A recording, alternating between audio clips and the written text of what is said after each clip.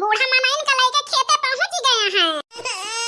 अरे मोरी मैया देख तो छोटा की आ भावा बड़की जीजी रे बहिनी अक्का रात के बार से एक तो नदिया का पानी चढ़ गए और मटिया कटा कटा बही जाती है। हां तो बड़की जीजी चने ऐसे सीधा ही चली जाई नदी न बाढ़ ही गए। बड़की जीजी ऐसे घूम के जल्दी निकल चला नहीं मनाई लइके पहुंच गए हैं बूढ़ा खेते गाड़िया उबो करी है। छोटा का ठीक है कहती है चला बहिनी घूम इनके। बड़की जीजी किंचा जल्दी निकरा करा भाई तो है धान लागत है तब लिए टकरा थू। हां बताई बहिनी उठन सबेरे सैतन माजन बहारन बटवन न खाना बनाए दो ठो गेदो गेदहरा देखे संहारे का। हां बड़की जीजी तो ठीक है लेकिन तो है बूढ़ा देखो कैसे बोली चार मनाई के आगे बोलाई दिया बहिनी मन के रोज के आदत है ये तो न मन पहलाऊ जरा जाए आ जाए चूल्हा लगे धाई उठे। क्या बड़की जीजी छोड़ा बात बाद में आई यहां सबसे एक ठो निर्वाही गावा देखती यहां बहिनी लला क्यों भातार काटी फायदा उठावे जान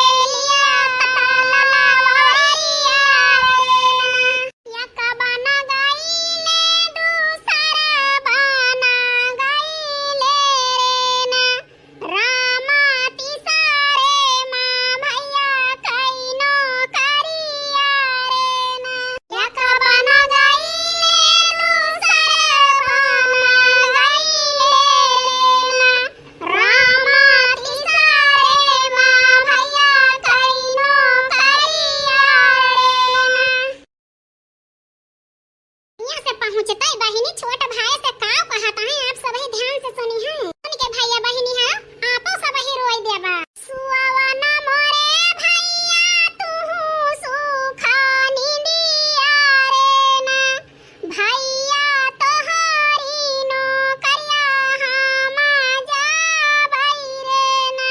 सुआवा ना मोरे भैया तू सुखा निंदिया रे ना भैया तोहारी नो करिया हम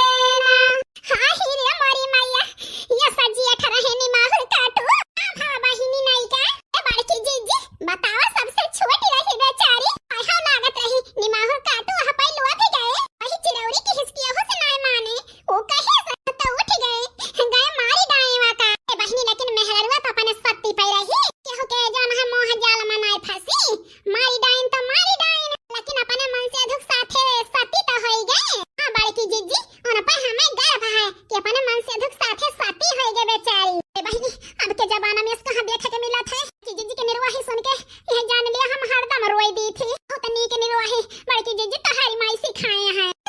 हाँ बहनी हमारी माई जौन है पुराने जमाने की निर्वाही सोहर भजन ख्याल